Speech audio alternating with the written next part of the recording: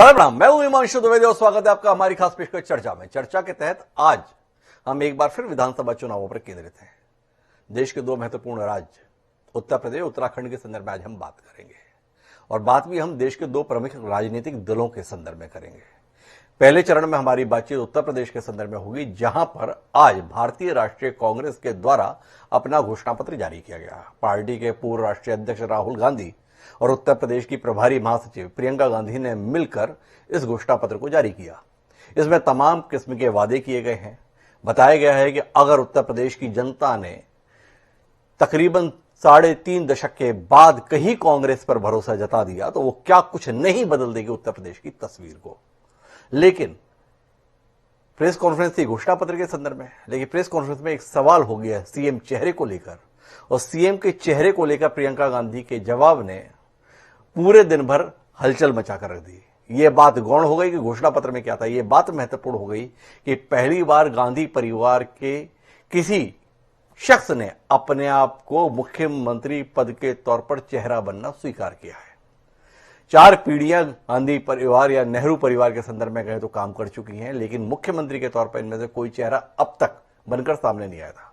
लेकिन प्रियंका गांधी ने एक पत्रकार के सवाल के जवाब में कहा कि आपको मेरे अलावा कोई और चेहरा दिखता है। तो सवाल इस बात का है कि क्या प्रियंका गांधी का बतौर मुख्यमंत्री चेहरा बनना स्वीकार किया जाना कांग्रेस को खोई हुई जमीन दिला पाने में कामयाब होगा? इस पर हम बात करेंगे। दूसरे चरण में हम उत्तराखंड के संदर्भ में बात करेंगे, जहां 2017 के विधानसभा चुनाव के दौरान भाजपा ने करिश्माई जीत हासिल की थी। कुल 70 विधानसभा सीटों वाला उत्तराखंड राज्य, जहां पर 57 सीटें भाजपा ने जीती थी, वो भाजपा इस समय हांफती हुई क्यों नजर आ रही है? भाजपा ने अपनी पहली सूची जारी की है। उस सूची के अंतर्गत तमाम कद्दावर चेहरों के टिकट काटे गए हैं। भारतीय जनता पार्टी का कद्दावर चेहरा रहे हरक सिंह रावत आखिरकार कांग्रेस में दाखिल होने में कामयाब हो गए और उनको सदस्यता भी हरीश रावत के द्वारा दिलाई गई, जिन हरीश रावत की पीठ में छुरा घोंपने के आरोप हरक रावत पर रहे हैं।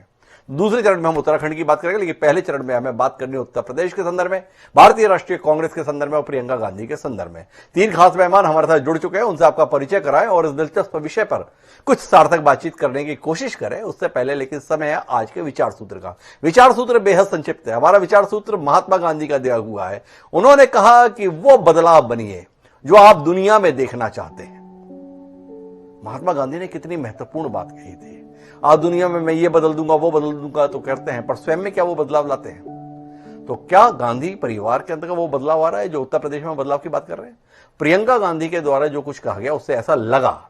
लेकिन एक रोचक बात यह है कि जब हम इस कार्यक्रम को करने के लिए स्टूडियो में दाखिल हो रहे थे, तभी मेरे साथी ने यह जानकारी दी कि एक टीवी चैनल के साथ इंटरव्यू में प्रियंका गांधी ने कहा है कि वो तात्कालिक प्रतिक्रिया थी।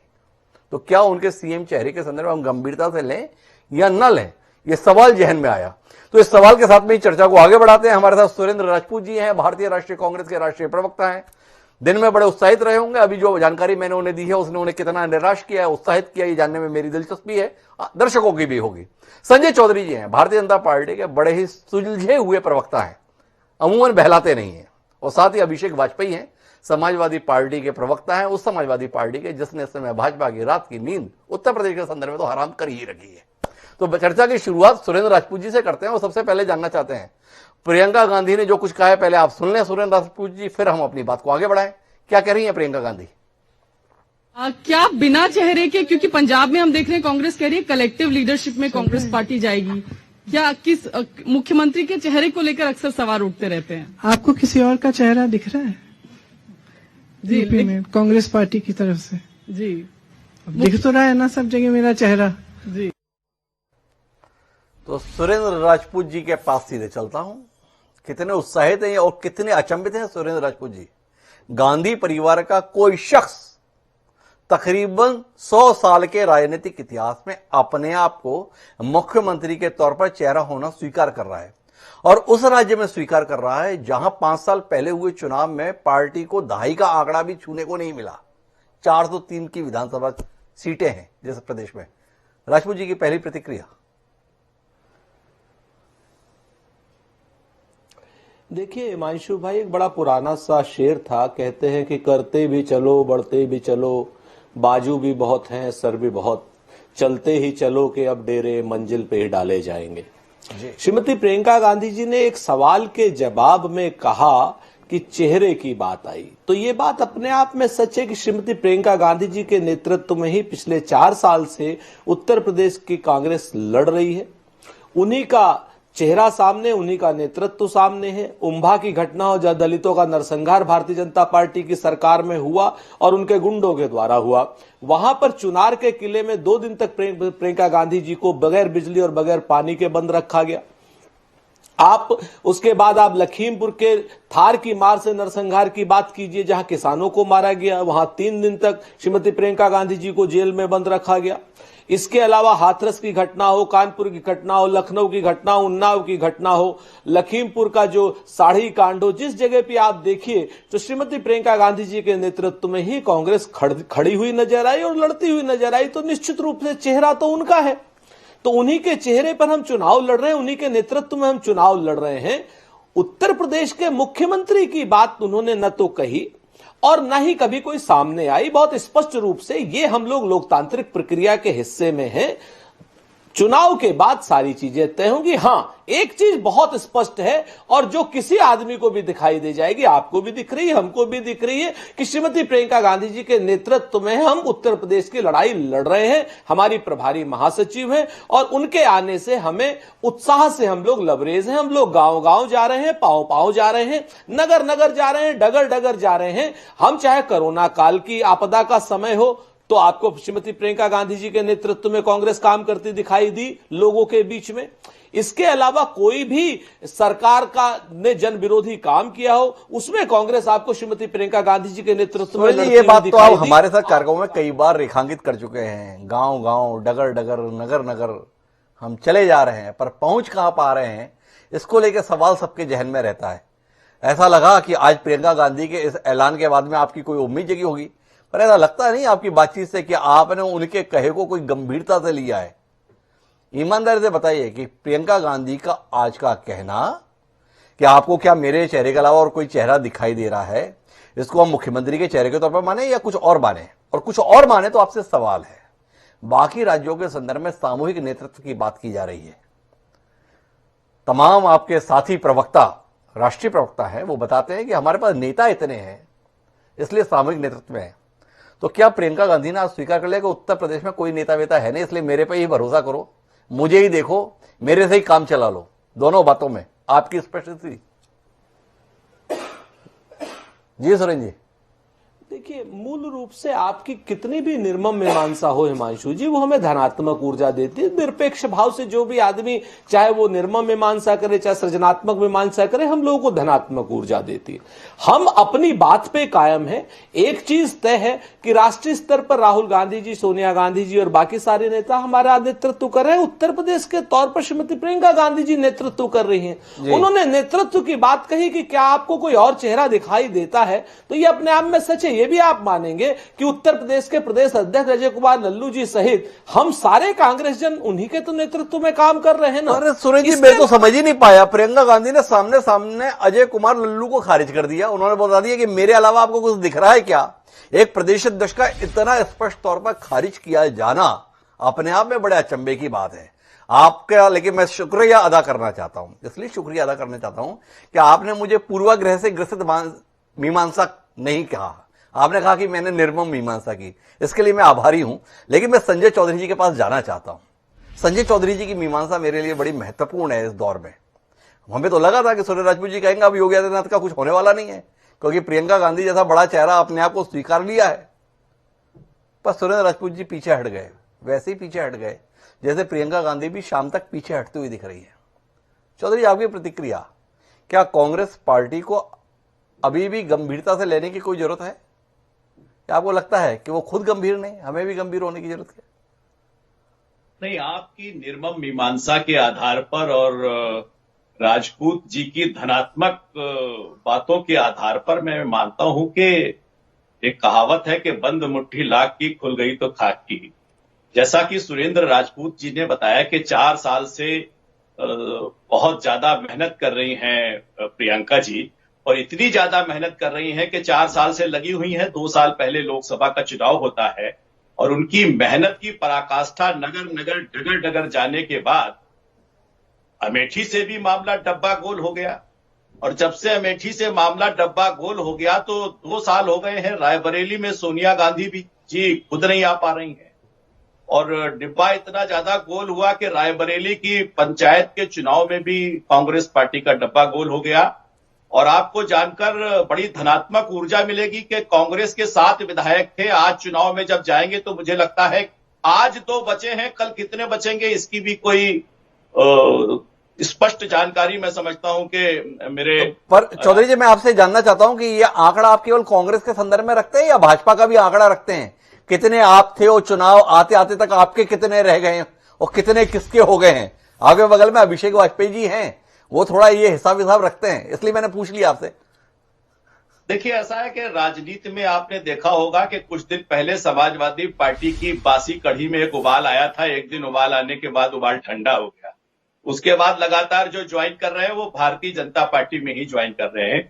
निश्चित रूप से भारतीय जनता पार्टी में चुनाव में जाने के लिए जो विधायक है उनका मूल्यांकन हो रहा है और जिन्होंने बेहतर परफॉर्मेंस नहीं किया, भाजपा उनको टिकट नहीं दे रही है। लेकिन आज जिस प्रकार से भारतीय जनता पार्टी इस स्थिति में है, तो मैं ये निश्चित रूप से कह सकता हूं और विश्वास दिला सकता हूं कि भारतीय जनता पार्टी अपने काम के आधार पर, अपने नेतृत्व की ईमानदारी के आधार पर दमदार तरीके से उत्तर प्रदेश के चुनाव में जा रही है और 300 के आंकड़े को पार करेगी।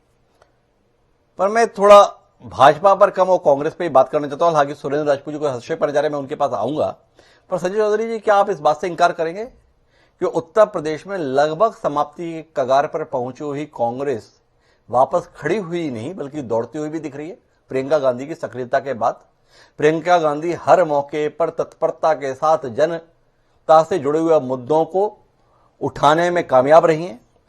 चाहे पहले की उनकी 8 प्रतिज्ञाएं हों, चाहे महिलाओं की भागीदारी के संदर्भ में उनकी कमिटमेंट हो, या अभी भी आज का जिस प्रकार का घोषणा पत्र उन्होंने जारी किया है, उनमें उनकी जनपक्षीयता, जन सरोकारों के साथ में प्रतिबद्धता स्पष्ट तौर पे केवल कहने में नहीं बल्कि व्यवहार में भी परिलक्षित हो रही है। कितनी बड़ी चुनौती मानते हैं आप कि एक नेता विकल्प के तौर पर उभर रहा है जो कहने के साथ साथ करना भी साबित कर रहा है? नहीं हिमांशु जी, मुझे लगता है कि कांग्रेस के साथ कठिनाई क्या है कि कांग्रेस की जड़ें सूख रही हैं। जी। आप देखिए, कांग्रेस को जिन्होंने उत्तर प्रदेश में खड़ा किया, चाहे वो कमलापत त्रिपाठी जी का परिवार हो, पूरा का पूरा पूर्वांचल कमलापत त्रिपाठी जी जैसे बड़े कांग्रेस का नेता अगर उनके उत्तराधिकारी अगर कांग्रेस छोड़ रहे हैं तो जड़ें सूख रही हैं।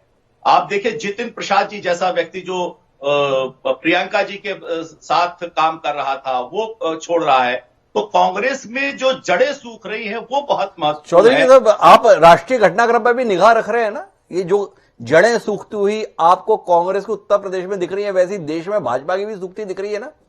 जिस गोवा की भाजपा को सींचा था मनोहर पर्रिकर ने, उनके बेटा आज भाजपा को विदा कर दिए हैं। तो मानेंगे आप कि जैसे उत्तर प्रदेश में कांग्रेस की जड़ें सूख रही हैं, वैसे ही गोवा में भाजपा की जड़ें सूख रही हैं? देखिए, मुझे लगता है कि नेतृत्व के बाद उनके पुत्र को टिकट देना एक दूसरी बात है, लेकिन जो मूलभूत बात मैं कह रहा हूं जी, आप देश की राजनीति को अगर राज्यवार देखेंगे हिमांशु जी, कांग्रेस जिस भी स्टेट में नंबर 2 से नीचे गई जी, वो चाहे दिल्ली हो, चाहे वो उत्तर प्रदेश हो, चाहे वो बिहार हो, चाहे वो बंगाल हो, चाहे वो उड़ीसा हो, चाहे वो आसाम हो जी, जिस राज्य में नंबर 2 से नीचे कांग्रेस चली जाती है वहां कांग्रेस का सर्वाइवल नहीं होता है। अगर आप राज्यवार देखेंगे तो आप इस बात को पाएंगे। कांग्रेस नंबर 2 से नीचे जा चुके हैं, इसलिए उनकी कोशिशों को गंभीरता से लेने की जरूरत नहीं, ये संजय चौधरी जी कह रहे हैं। मैं अभिषेक वाजपेयी जी के पास चलता हूं, जिनको एक बड़ी ताकत के तौर पर सभी लोग उत्तर प्रदेश के संदर्भ में देख रहे हैं। लेकिन उससे पहले एक संक्षिप्त हस्तक्षेप सुरेंद्र राजपूत जी। सुरेंद्र जी, आप कुछ कहना चाह रहे थे?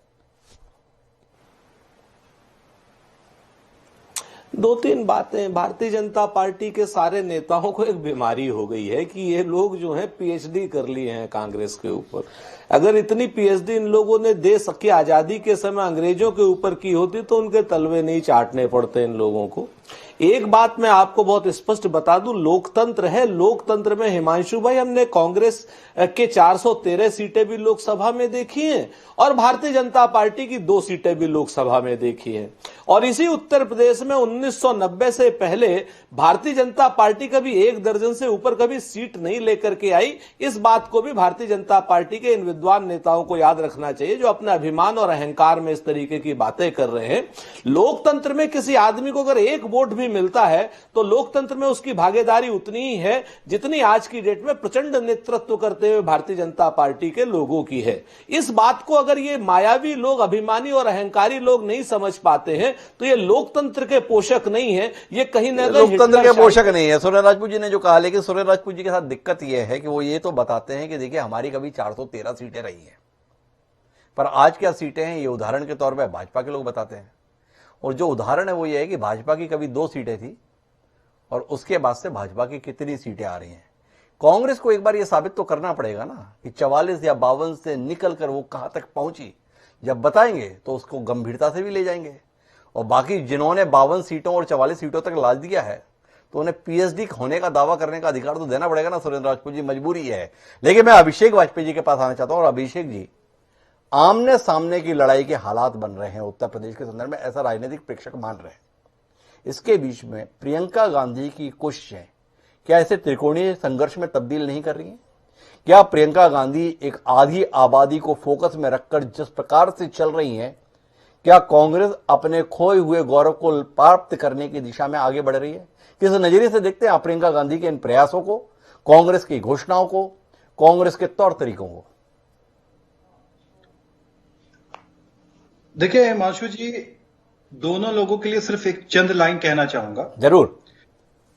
शासन में जिसके खुशियों का संसार नहीं जी, नीतियों में कुछ जिसके जनाधार नहीं, और जनता की जो हिफाजत करने में हो अक्षम, वादों से मुकर जाए वह सरकार नहीं। जी, जैसा कि अगर आप कांग्रेस की बात करेंगे जी, तो सबसे पहले, क्योंकि कांग्रेस आज के समय में आपने क्योंकि स्टार्टिंग कांग्रेस ही की है जी, तो अगर आप इनके घोषणा पत्रों में देखिए तो युवाओं को ध्यान में रखते हुए घोषणा पत्र बनाया गया है, महिलाओं को ध्यान में रखते हुए बनाया गया है। जी।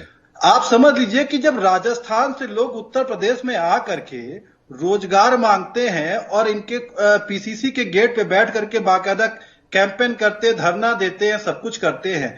आदरणीय प्रियंका गांधी जी उत्तर प्रदेश के इसी राजधानी लखनऊ में थी, लेकिन वो एक बार भी किसी से मुलाकात करने नहीं आई। आखिर क्या परेशानी थी उनको मुलाकात करने पे? वो तो राष्ट्रीय महासचिव हैं जी, उनको मुलाकात करनी चाहिए थी जी। उसके बाद जब राजस्थान में एक रेप की घटना हुई थी जिसको सभी चैनलों ने बहुत दिखाया था, उसके बारे में भी कोई प्रतिक्रिया नहीं आई थी। ये तो हो गई कांग्रेस की बात। जैसा कि अभी हमारे बड़े भाई संजय जी बोल रहे थे, बहुत बड़ी बड़ी बड़ी बातें बोल रहे थे। अब इनके लिए तो वही बात कहूंगा, उत्तर प्रदेश में हमारे बड़ा चर्चित है, सूप बोले चलनी क्या बोले, जिसमें 72 छेद। इनके घोषणा पत्र में आदरणीय मुख्यमंत्री जी ने कहा था कि 20,000 करोड़ रुपए हम सिंचाई के लिए अपने मुख्यमंत्री फंड से देंगे। आज तक उन्होंने नहीं दिया। इन्होंने महिलाओं के लिए कहा था कि महिला श्रमिकों के हितों के लिए राज्य स्तर पर समिति गठन करेंगे, आज तक कुछ नहीं किया। और तो और ऐसी क्या जरूरत पड़ गई थी आदरणीय मुख्यमंत्री जी को कि भारत के एकलौते मुख्यमंत्री ऐसे बन गए जिनको अपने ऊपर से आपराधिक मुकदमे हटवाने पड़ रहे थे। इन्होंने मैं भाई थोड़ा सा माफी के साथ मैं आपसे अनुरोध करूंगा कि मैं इसमें आज कांग्रेस पर केंद्रित रहना चाहता हूं। मेरा सवाल इस संदर्भ में कि कांग्रेस जो एक समय उत्तर प्रदेश में सबसे बड़ी पार्टी होती थी, उसके बाद उत्तर प्रदेश की सबसे छोटी राष्ट्रीय पार्टी के स्वरूप में आ गई, वह पार्टी इस समय नई उम्मीदों के साथ काम करती हुई दिख रही है, नए प्रयोग कर रही है। जिस प्रकार से कांग्रेस ने टिकटों के संदर्भ में वायदा किया था, वैसा उसने फलीभूत किया। 2 सूचियां सबसे ज्यादा संख्या में उम्मीदवारों के रूप में कांग्रेस ने दी। महिलाओं को सबसे ज्यादा हिस्सेदारी उम्मीदवारी के तौर पर कांग्रेस में ही मिल रही है। कांग्रेस का आज जो घोषणा पत्र है उसमें जिस प्रकार के वायदे हैं, जिस प्रकार की उम्मीदें जगाई गई हैं, वह भी अपने आप में करामती हैं। आपसे जानना चाहता हूं, कांग्रेस की इन कोशिशों को आप कितनी बड़ी चुनौती के तौर पर देख रहे हैं? इस पर आपकी टिप्पणी चाहिए। भाजपा और सपा के विवाद के लिए हम कार्यक्रम फिर कभी कर लेंगे, लेकिन आज प्रियंका गांधी और उनके द्वारा दिया गया घोषणा पत्र हमारी चर्चा के केंद्र में। देखिए हिमांशु जी, जो महिलाओं की बात कर रहे हैं आप जी, आपने देखा कि पीसीसी में कैसे धोखाधड़ी हुई, या किसी से छुपा नहीं हुआ। पोस्टर गर्ल जी, आखिर कहां गई? जी, भाई, जिसके चेहरे को लेकर के आपने युवाओं को, महिलाओं को प्रेरित किया, आज वो पोस्टर गर्ल कहां पे है? या किसी से छुपा हुआ नहीं है जी। और अगर आप 2 लिस्टों की अगर आप बात कर रहे हैं, तो उन लिस्टों पर देखिए कितने सारी प्रतिक्रिया आने के बाद लोग धरने पे बैठे, वहां के लोगों ने आंदोलन तक कर दिए, तब उनकी मजबूरी पड़ गई कि तब उन्होंने टिकटों को चेंज किया। जी। तो क्या आप इसे सार्थक मानते हैं? जब हम कोई, और एक नहीं कई सारे आरोप ऐसे लगे भारतीय जनता कांग्रेस में कि पैसे मांगने के बाद टिकट दिए जा रहे हैं। आप समझ सकते हैं, जिस पार्टी ने अपना जनाधार उत्तर प्रदेश से खो दिया हो, उसके बावजूद वो अपने मूलभूत चीजों को भूल करके बुनियादी पर मेरा आपसे सवाल है अभिषेक जी, क्या अपने आप में नहीं बता रहा है कि कांग्रेस एक ताकत है? क्योंकि आप खुद बता रहे हैं कि पैसे लेकर टिकट दिए जा रहे हैं, तो पैसे लेकर टिकट तो वहीं मिलेंगे जहां पर कुछ संभावना दिखेगी। तो आप भी मान रहे हैं कि कांग्रेस की दम आ गई है कि लोग अब पैसा खर्च करने के लिए तैयार हैं, क्योंकि कांग्रेस से बात बन सकती है, इसलिए पैसे देकर भी अगर टिकट मिले तो ले लो। देखिए, अगर पैसे लेकर के ही सिर्फ चुनाव जीता जा सकता, तो एक से एक धनाढ्य लोग पड़े हैं। भारतीय जनता पार्टी इससे भलीभांति जानती है, लेकिन इस बात को भी समझना चाहिए कि सिर्फ पैसे से चुनाव नहीं जीता जा सकता। ना अभिषेक जी, आप मेरी टिप्पणी के संदर्भ में आपने सही जवाब नहीं दिया। मेरा आपसे सवाल है कि आप खुद बोल रहे हैं कि लोग कांग्रेस का टिकट पैसे देकर लेने के लिए तैयार हैं और पैसे लेकर टिकट दिए जा रहे हैं। क्या ये अपने आप में नहीं बताता कि कांग्रेस की एक हैसियत बन गई कि लोगों को लगता है इस पार्टी का टिकट पैसे देकर भी मिले तो ले लो, बात बन जाएगी? इस पर आपकी टिप्पणी चाहिए। ये मैं नहीं कह रहा हूं जी। ये सभी चैनलों ने दिखाया कि पोस्टर गर्ल ने आरोप लगाए, और भी लोगों ने ऐसे आरोप लगाए कि इंटरनल उनमें पैसे मांगे जा रहे हैं। पैसे मांगे जा रहे हैं, अभिषेक वाजपेयी का ये कहना है। लेकिन सुरेंद्र राजपूत जी, ये सवाल महत्वपूर्ण है। जिसको आपने चेहरा बनाया था, वो चेहरा भी आपके साथ नहीं रहा, जनता का साथ कैसे मिलेगा? इतना विश्वास, प्रबंधन की इतनी बड़ी कमजोरी, कितने शर्मसार हैं सुरेंद्र राजपूत जी इस घटनाक्रम पर कि जिसको हमने पोस्टर गर्ल बनाया, हम उसको भी अपने साथ नहीं रख पाए। एक चुनाव होने तक, बाद की तो बातें छोड़ दीजिए।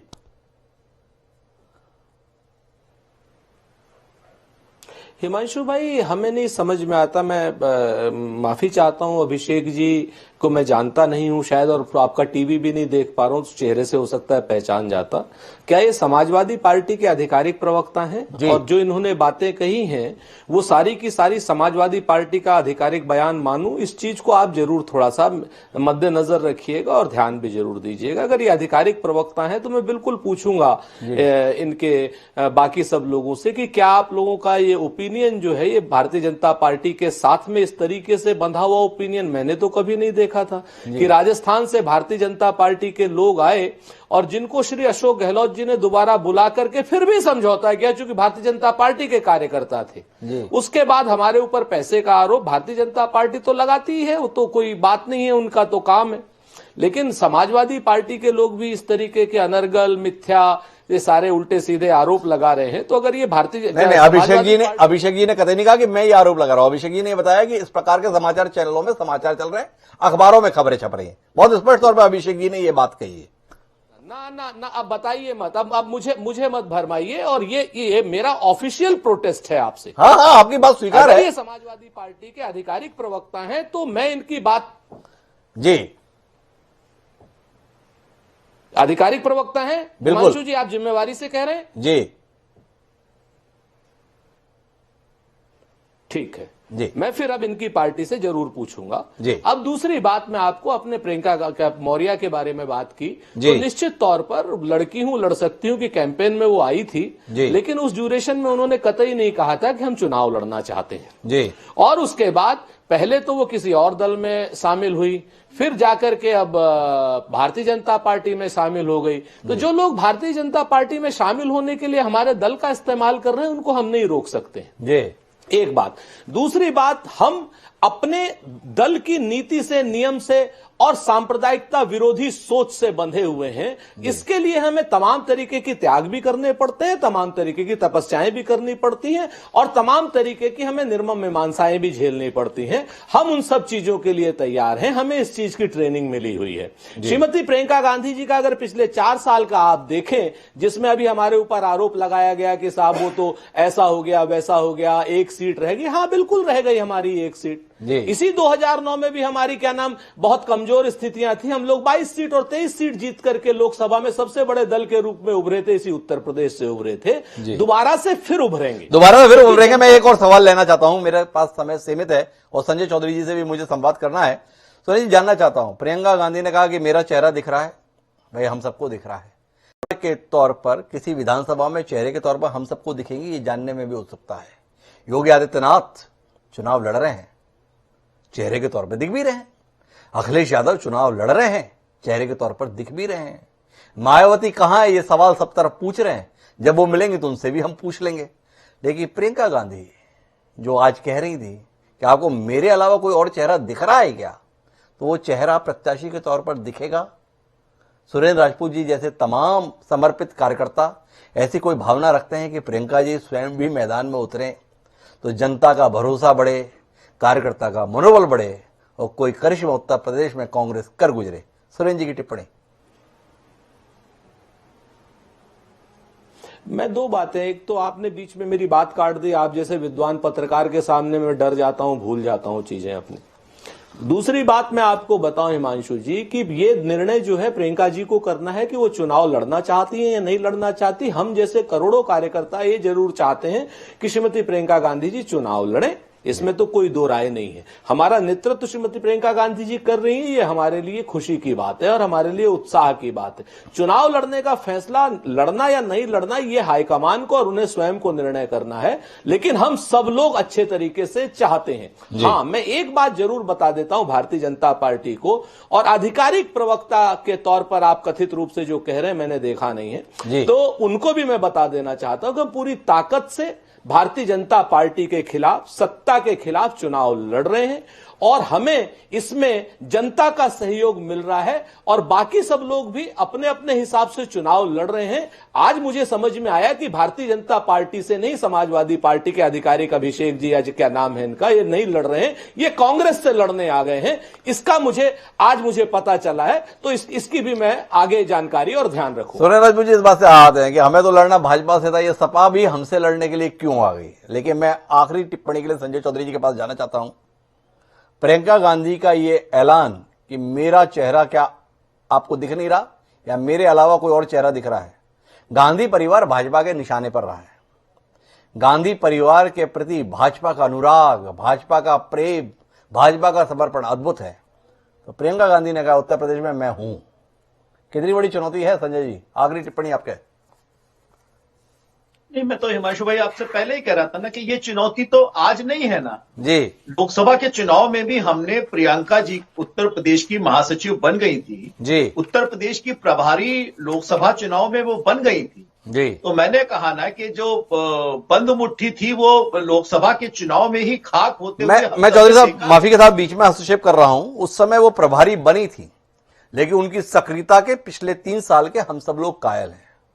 हर मुद्दे पर, जनता से जुड़े हुए मसलों पर प्रियंका गांधी की सक्रियता को, पार्टी की सक्रियता को आप नजरअंदाज नहीं कर सकते। भाई अभिषेक जी कह रहे थे कि प्रियंका गांधी लखनऊ में प्रदर्शन के समय पर क्यों नहीं आई, लेकिन लोग ये सवाल अभिषेक जी से कर सकते हैं कि लखीमपुर में प्रकरण हुआ, प्रियंका गांधी दिल्ली से चलकर लखीमपुर पहुंच गई, लेकिन लखनऊ से निकलकर अखिलेश नहीं पहुंच सके। मेरा आपसे सवाल है, प्रियंका गांधी ने पिछले 3 साल में अपनी सक्रियता उत्तर प्रदेश में साबित की है और अब वो जिस प्रकार के नए प्रयोग कर रही हैं, इन्हें कितनी गंभीरता से आप ले रहे हैं, या परिणाम आने के बाद ही आप विचार करेंगे कि प्रियंका गांधी को हम गंभीरता से लें या ना लें, ये सवाल है। देखिए मैंने कहा ना कि व्यक्ति राजनीति में जो राजनेता, जो नेतृत्व करता, अपने संगठन में जान नहीं फूंक सकता, अपने साथियों में हिम्मत नहीं बंधा सकता, अपने विधायकों को हौसला नहीं दे सकता, अपनी संसदीय क्षेत्र को बचाने के लिए उसका परिणाम नहीं आ सकता, तो हिमांशु जी बताइए हम किस आधार पर मान लें कि वो चीज वो मेहनत कर रहा है और उसका परिणाम दिख रहा है। अगर परिणाम दिख रहा होता तो राहुल गांधी अमेठी से ना हारते। अगर परिणाम दिख रहा होता तो कांग्रेस के प्रति आस्था रखने वाले विधानमंडल दल के उनके विधायक सदस्य कांग्रेस पार्टी को न छोड़ते। ऐसे परिवार जिन्होंने जिंदगी और कई पीढ़ियां कांग्रेस के लिए न्यौछावर कर दी, ऐसे लोग कांग्रेस को छोड़कर न जाते।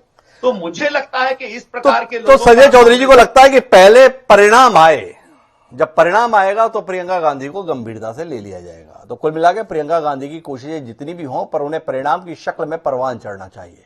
क्या उत्तर प्रदेश चुनाव के संदर्भ में प्रियंका गांधी का केवल इतना कहना पर्याप्त रहेगा कि क्या मेरे अलावा कोई और चेहरा दिख रहा है? कांग्रेस के स्तर पर उनका चेहरा दिख रहा है, पर क्या परिणामों में प्रियंका गांधी उतने ही चमकते चेहरे के साथ हमें दिखाई देंगी? इसके लिए 10 मार्च तक इंतजार करेंगे। तब तक के लिए सुरेंद्र राजपूत जी को शुभकामनाएं देंगे। तो अब आप तीनों मेहमानों का बहुत बहुत धन्यवाद इस चर्चा से जुड़ने के लिए। समय है एक छोटे से ब्रेक का। ब्रेक पर जाएंगे, लौट कर आएंगे, उत्तराखंड की ओर रुख करेंगे, जहां पर भारतीय जनता पार्टी के संदर्भ में कुछ गंभीर किस्म की बातचीत करने की कोशिश करें। कहीं जाइएगा ना, हम गए और आए।